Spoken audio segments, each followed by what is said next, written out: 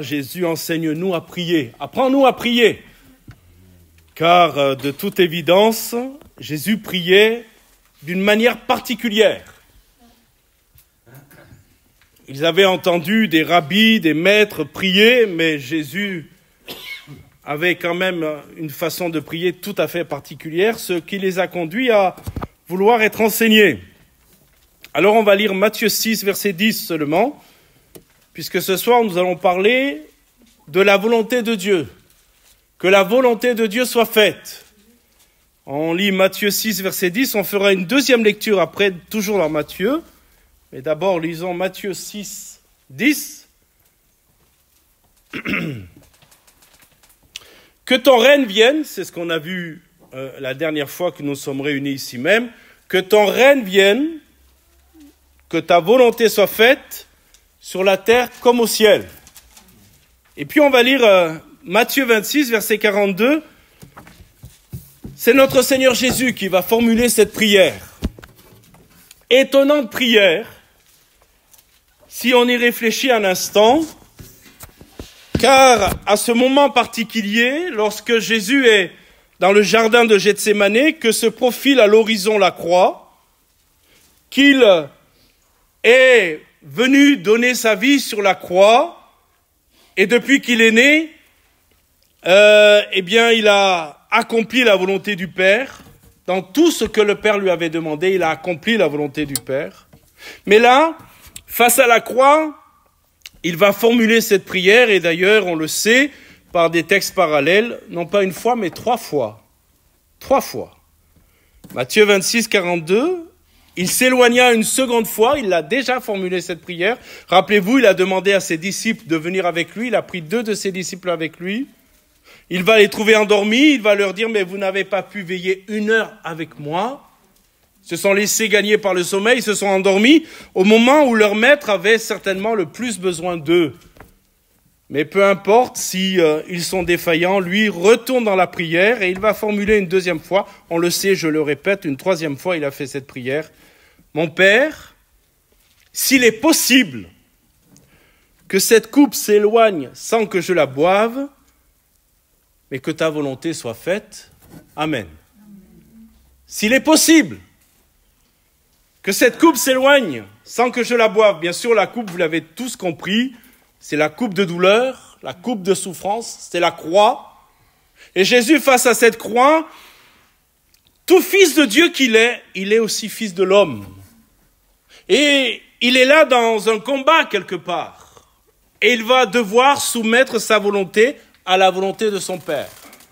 Lorsque je lis cela, ça m'encourage dans le sens où je dis au Seigneur, bien moi aussi j'ai besoin d'apprendre à soumettre ma volonté à celle du Père. C'est pas inné, je vais y revenir dans quelques instants. Et dans la prière du Notre Père, arrivé à ce moment-là, Jésus va nous demander de nous préoccuper de la volonté de Dieu, de ce que Dieu veut. Je ne sais pas trop si vous serez d'accord avec moi, mais vous ne pouvez pas être pas d'accord. Je trouve que nous vivons dans une société qui ne s'occupe pas du tout de ce que Dieu veut. Nous le voyons du matin au soir, les actualités, les hommes et les gouvernants, quel que soit le pays, ne se préoccupent pas de ce que Dieu veut, à tel point même qu'il a été chassé de certaines écoles, de certains lieux, et qu'aujourd'hui, le chaos dans lequel nous sommes est certainement lié au fait que les hommes vivent sans vouloir accomplir la volonté de Dieu. Mais ce soir, on n'est pas dans le monde, on n'est pas dans la société, on est à l'église, on est l'église. Et le souci d'un enfant de Dieu, c'est que la volonté de Dieu soit faite dans sa vie. Alléluia. Vous savez, il y a des gens qui sont toujours en train de chercher la volonté de Dieu. Alors il faut la chercher, c'est sûr. Il faut s'interroger, il faut interroger le Seigneur sur qu'est-ce que tu veux que je fasse. Et c'est vrai, quand on est jeune, on s'interroge sur la volonté de Dieu pour notre travail, pour notre mariage. Et c'est une bonne interrogation de questionner le Seigneur sur ce qu'il attend de nous pour fonder le foyer qu'il veut qu'on fonde. Mais il y a des textes dans l'Écriture où on n'a pas besoin de s'interroger. un texte de l'Écriture, je crois que c'est dans les Thessaloniciens de mémoire, nous dit que ce que Dieu veut, c'est votre sanctification. Alors mes frères et sœurs, ça on sait que Dieu veut notre sanctification. Et qu'on s'abstienne des souillures de ce monde. Que ton règne vienne, c'est ce qu'on a vu la dernière fois, c'était la prière de l'espérance. On prie parce qu'on sait, et c'est dans l'espérance, qu'un jour Jésus va établir son règne. Alléluia. Pour l'instant, ce n'est pas le cas. Nous savons tous qui règne dans ce monde, mais bientôt Jésus revient. Et bientôt Jésus va établir son règne. Alléluia. Mais il poursuit avec que ta volonté soit faite, c'est la prière de l'obéissance, de la soumission à la volonté de Dieu. N'est-ce pas un grand combat dans nos vies, la soumission à la volonté de Dieu? L'obéissance, vous savez, ce n'est pas quelque chose d'inné en l'homme. L'homme est profondément pécheur dès le commencement et l'homme est profondément rebelle. Je ne parle pas de ceux qui sont nés de nouveau, je parle de l'humanité. Il y a dans la nature humaine un désir de vouloir mener sa vie sans contrainte, à tel point que certains sont même arrivés à se faire tatouer sur le biceps « Ni Dieu ni maître ». Ni Dieu ni maître.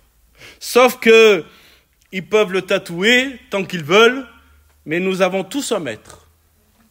Tous un maître. J'ai un de mes frères qui était et qui est encore malheureusement tenu par la nicotine, par la cigarette, et nous étions en vacances, on était ensemble, et j'ai vu mon frère qui pense être libre, ni Dieu ni maître. Je l'ai vu chercher au petit matin, car aucun endroit où on vendait le tabac n'était ouvert, chercher des mégots pour se faire une cigarette, récupérer un peu de tabac. Ça m'a marqué, j'avais 12-13 ans. Je me disais, mais il est tenu. Il a un maître. Et on peut faire ce qu'on veut, tatouer ce qu'on veut, revendiquer notre liberté. La vraie liberté, on va y revenir dans quelques instants, et on la trouve en Jésus. La liberté n'est pas de faire ce qu'on veut. Ça, ce que le monde nous dit, c'est le mensonge du diable. Sois libre, fais ce que tu veux, mène ta vie comme tu veux. Il le dit aux jeunes, il le dit à la jeunesse du monde entier. Menez votre vie comme vous voulez. Pas de Dieu, pas de maître, restez libre. Mais la vraie liberté, selon Dieu, c'est de choisir le bien et refuser le mal. C'est ça la liberté. Être capable de dire ça, je ne le ferai pas. Parce que ça, c'est pas bon. Et de choisir le bien. Il y a, c'est sûr, un combat pour faire la volonté de Dieu. Et c'est important que je le dise, faire la volonté de Dieu sans qu'il y ait l'action de Dieu dans le cœur d'un homme ou d'une femme est impossible. La religion, j'y reviendrai tout à l'heure, la religion va vous donner des dogmes, des choses à accomplir, va faire en sorte de brider votre chair, d'essayer, de faire taire les pulsions et la nature pécheresse que nous avons héritée de nos pères. La Bible parle de la puissance du péché. Et vous êtes tous conscients avec moi que le péché est très puissant. Terriblement puissant. Donc s'il n'y a pas une action de Dieu en profondeur dans nos vies, s'il n'y a pas l'intervention de Dieu, et j'en parlerai peut-être certainement plus en détail dimanche matin, s'il n'y a pas une action puissante de Dieu dans nos vies, c'est impossible de faire la volonté de Dieu. Voilà pourquoi on ne devrait jamais demander à quelqu'un qui n'est pas né de nouveau, né du Saint-Esprit, de vivre la parole de Dieu. Ça lui est impossible. Il a peut-être le désir, il a peut-être la bonne volonté, mais vous êtes tous d'accord avec moi que la bonne volonté ne suffit pas. Et l'homme naît dans une nature pécheresse. Nous naissons avec le péché. Alors on nous dit oui, c'est un philosophe français qui a dit non, l'homme naît foncièrement bon, c'est la société qui le corrompt. Non, ce n'est pas du tout vrai. Et je donne toujours cet exemple. Vous mettez dans une cour des enfants, dans un endroit ensemble, dans une pièce des enfants, alors qu'ils n'ont pas encore été contaminés par la société. Ils sont restés dans la maison, dans les jupes de maman, donc ils n'ont pas été contaminés par la société. Mettez des enfants, mettez un seul jouet. Et vous allez voir que la nature, elle est là. Va se réveiller. Chez ce petit garçon, cette petite fille, le monstre qu'il peut devenir. Parce que le péché est accroché au cœur de l'homme. Alors quand le Seigneur nous dit de prier pour que la volonté de Dieu soit faite, il nous invite à considérer la volonté de Dieu et il nous invite à formuler cette prière. Je vais vous le dire comme ça, je crois que c'est une des prières les plus difficiles à faire. Alors en compagnie de frères et sœurs comme ça, c'est assez facile. Parce qu'on se dit, on est ensemble, on va prier que la volonté de Dieu se fasse dans nos vies. Mais quand nous sommes confrontés, et ça doit vous arriver, ça nous arrive tous, à la vérité de la parole de Dieu et à notre vie, nous sommes un peu comme Jésus. Et nous disons, ah, si tu pouvais éloigner ce commandement de moi. Vous me suivez? Si seulement ce n'était pas écrit. Ou si peut-être, aidé malheureusement par des gens qui falsifient l'écriture, on corrigeait ta parole, Seigneur. Et on disait, par exemple, que ce verset-là, c'était valable au temps de Jésus, et c'est plus valable aujourd'hui. Laissez-moi vous dire que la parole de Dieu, elle est intergénérationnelle, interculturelle. Je l'ai vérifié au fin fond de la brousse du Niger. La même parole de Dieu qui est là pour nous est valable au fin fond du Niger. Et quelles que soient les générations, Dieu ne change pas dans sa parole.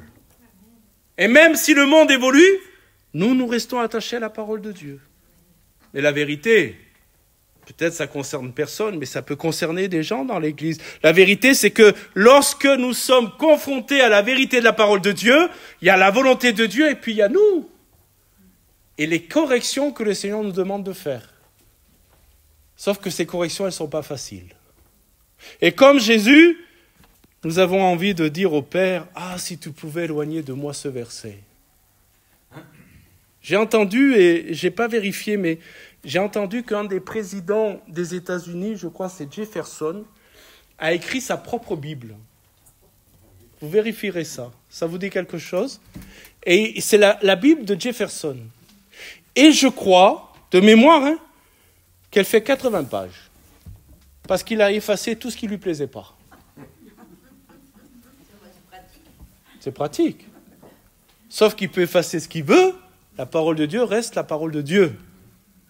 Parce qu'il ne voulait pas se soumettre, ça ne lui plaisait pas, je l'efface.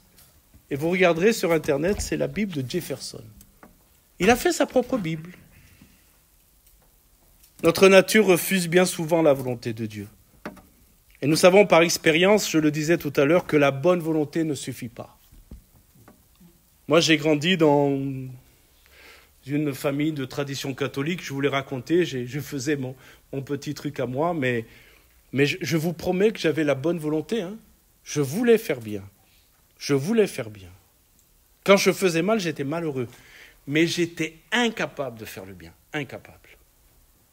Incapable. Béni soit Dieu pour le jour où je suis né du Saint-Esprit. Où la force n'est pas venue de ma volonté, mais de la puissance du Saint-Esprit. Où Dieu a créé en moi et en vous le vouloir et le faire. J'aime ce verset. Amen. Où le Seigneur dit qu'il crée en nous le vouloir d'abord, mais pas que. Il donne le faire aussi. Alléluia. Pour ça qu'on n'est pas excusable quelque part.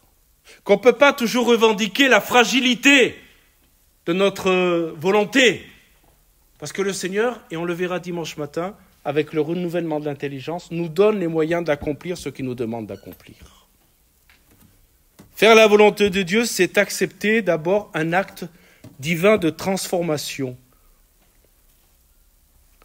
On peut essayer, en maintenant notre nature en bride, de la tenir captive. Mais tôt ou tard, cette nature pécheresse se manifestera. Tôt ou tard. S'il n'y a pas une transformation, s'il n'y a pas un changement radical, alors je ne dis pas que nous sommes pleinement sanctifiés. Vous savez, dans l'Écriture, il y a 2 sanctifications. Je m'explique. Il y a la sanctification instantanée, quand nous naissons de nouveau, que nous nous repentons, que nous nous tournons vers le Seigneur. C'est la sanctification instantanée. Dieu nous voit saints au travers du sang de Jésus. Alléluia. Mais il y a la sanctification progressive. Il nous voit saints, mais on sait tous qu'on ne l'est pas. Totalement. Et on travaille à notre sanctification. Et ça, c'est possible que si le Seigneur nous visite, nous transforme. Et ce soir, on va prier pour les âmes qui ont besoin de rencontrer Jésus, mais peut-être que des fois, il faut qu'on s'intéresse à nous aussi. Que ta volonté soit faite, Seigneur, dans ma vie. Que tu puisses régner réellement dans ma vie. Je veux que tu règnes dans la vie des autres. Mais j'ai mes luttes, j'ai mes combats, j'ai cette vieille nature qui est là, mais je sais que l'évangile est un évangile de bonne nouvelle, c'est la bonne nouvelle. Et j'aime ce verset où je l'ai appris par cœur il y a des années de cela. Vous devez le connaître, 2 Corinthiens 5, 17.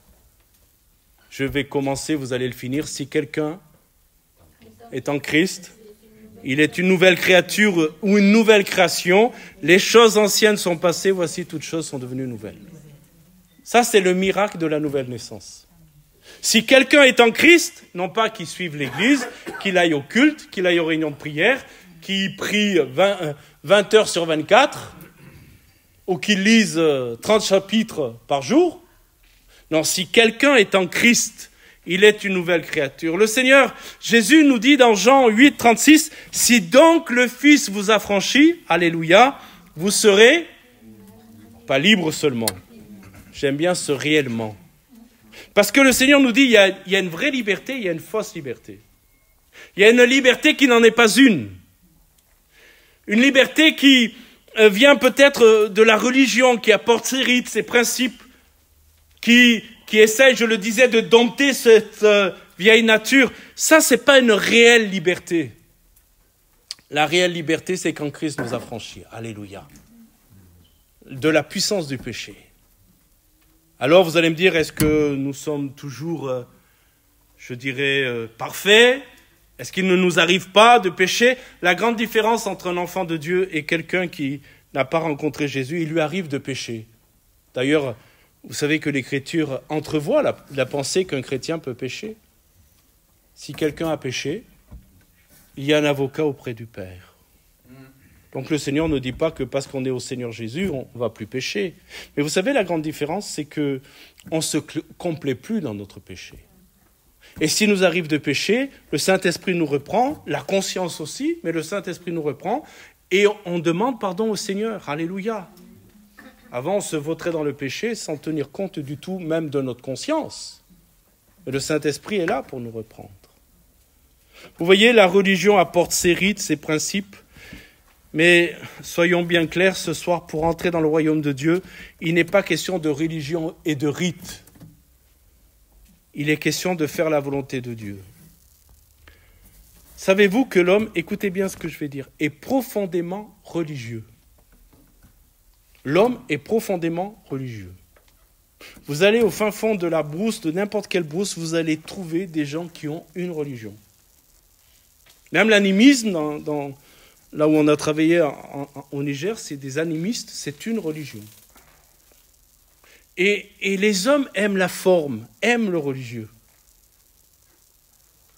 Mais le religieux n'apaise pas les consciences. Le royaume de Dieu ne relève pas du domaine religieux, mais du domaine spirituel. La prière du Notre Père en est la démonstration. Qu'est-ce que je veux dire? L'homme a fait d'une prière spirituelle une prière religieuse. Avez-vous remarqué ça? Puisque les gens la répètent sans cesse, sans en comprendre le sens. Et l'homme est arrivé à faire de cette prière spirituelle une prière religieuse qui a perdu tout son sens, et écoutez bien, encore plus grave, toute son efficacité. Et ça, c'est l'art aussi du séducteur. Hein. C'est pas nouveau, c'est dans l'Ancien Testament, avec les idoles, l'idolâtrie, des Baals et des Astartés. Le diable sait tourner ce qui est spirituel en religieux. Et la religion ne change pas les cœurs. Change pas les cœurs. Ça peut calmer un petit peu les pressions du péché, les pressions de la vieille nature, mais ça ne change pas les cœurs. Vous savez, j'ai écrit ça, vous allez comprendre l'image. C'est comme essayer de mélanger de l'huile et de l'eau. Je ne sais pas si vous faites l'expérience. Vous prenez une bouteille, vous mettez de l'huile et de l'eau, vous secouez très fort. Et pendant un temps, il peut y avoir une émulsion particulière. Vous allez dire, ah ouais, c'est bon, c'est bien lié. Mais n'attendez pas longtemps, vous savez ce qui va se passer. Les deux vont se séparer. Et là où on avait pensé que tout était bien, d'un seul coup, tac, tout va se séparer.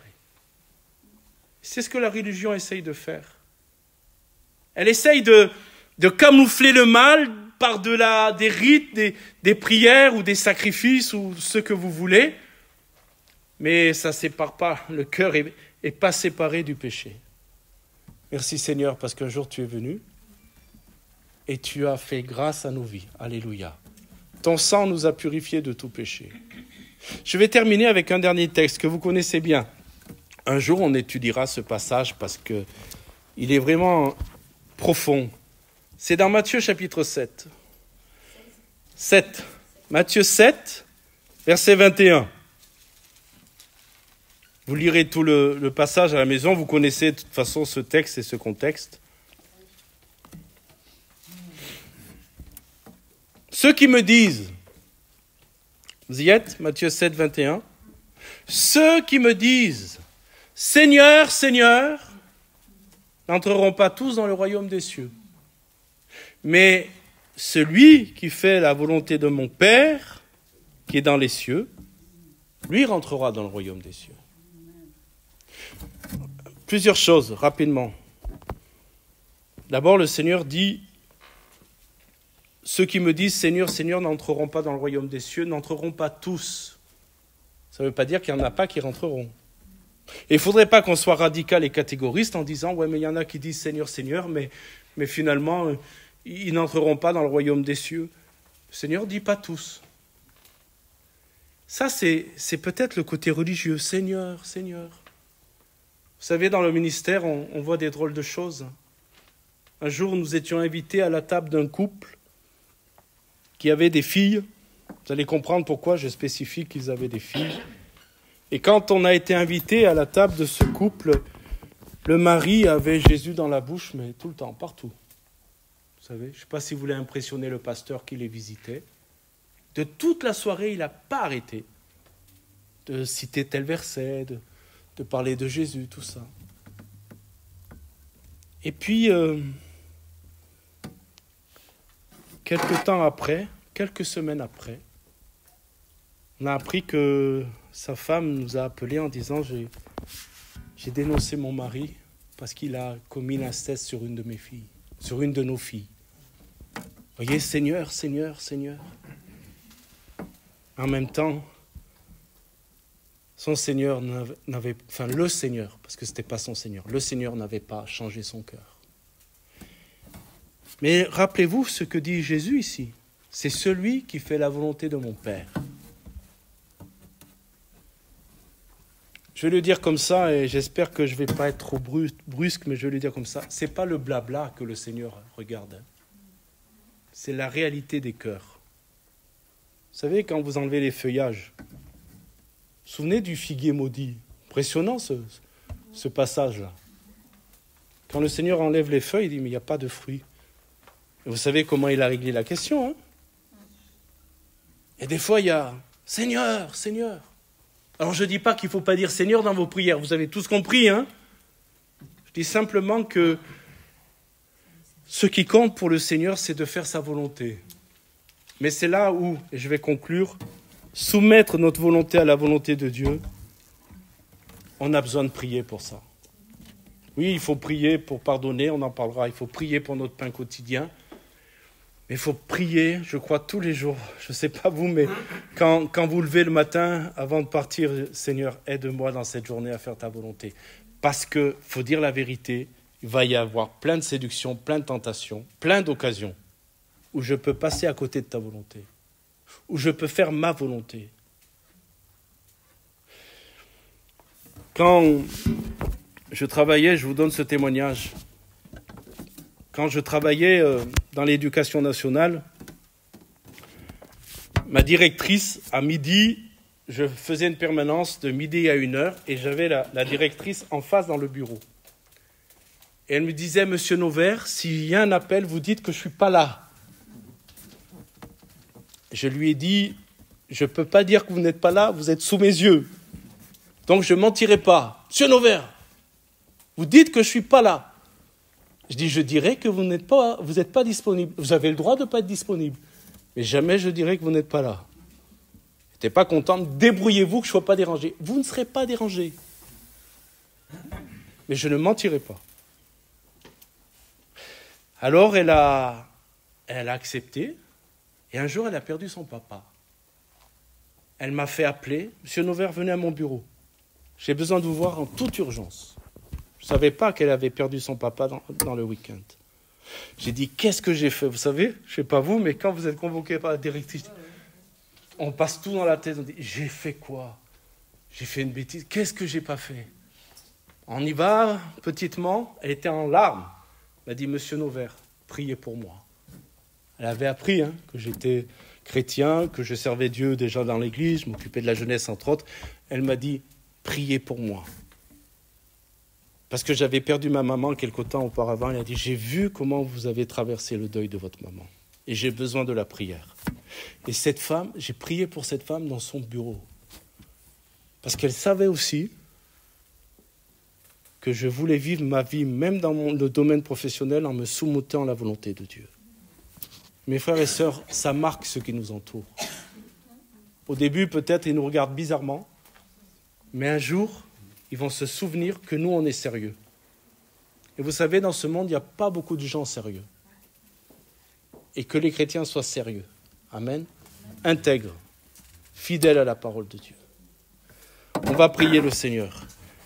Et on va demander, entre autres, qu'il nous aide à faire sa volonté.